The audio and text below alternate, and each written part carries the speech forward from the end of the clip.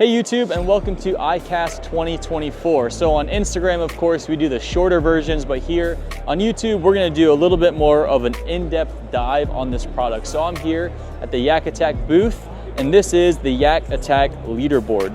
So when we covered this board last year, it was still a prototype, but this is in full production. Right now, I have it in the grips right now, so I'm gonna go ahead and kind of walk through this before I take it off. So this board comes in at $60. And with the $60, you get this identifier holder right here. For $15 extra on their website, you can add in this identifier holder right here.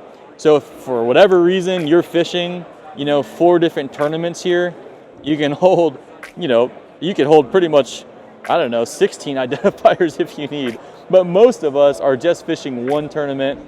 Maybe we're fishing 2 tournaments. So this is really all you need. So this folds down behind itself. So one thing I want to point out is the built-in culling system that this board has. So if we have a fish just like this, and this fish comes in at say 10.5 inches, you would just put your first mark right here.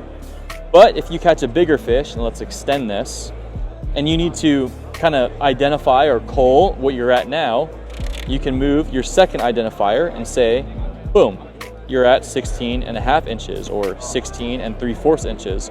And if you have a third fish for whatever reason, you've got your third one. And those continue to move up and up and up depending on how you're fishing your tournament. One cool thing about this board is that it comes with this reflective sticker right here.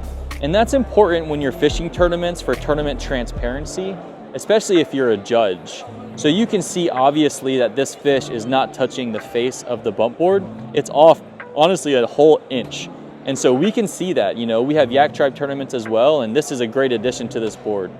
Transparency across the board when doing CPR tournaments, catch photo release tournaments, is crucial. So I'm gonna take this off now, show you the back of this board. So it has some EVA foam here. So that means this board will float if you drop it in the water. You also have a tether point, which they made it easy to hang on shelves as well, of course, but that's a tether point in case you want to tether this to your kayak, but it does float. So if you drop it, that's a good thing. Of course, they have this board in inches, but they also have it in the metric system as well.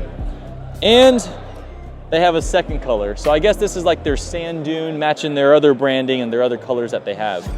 So pretty straightforward board. I honestly think it's a good board all around. I'm interested to see how it holds up. They say it's super, super strong, almost unbreakable, but I don't want to break their board here. You guys can find out on your own just how strong and unbreakable this board is. For $60, this is pretty much a pretty good price point for the other boards that are on the market. Of course, you have your catch boards, you have your yak sticks, you have Rapala metal boards. This has a lot of features for that price point, something you can consider. If you guys have any questions about this board, leave it in the comments below there on YouTube, and I'll do my best to get back to them.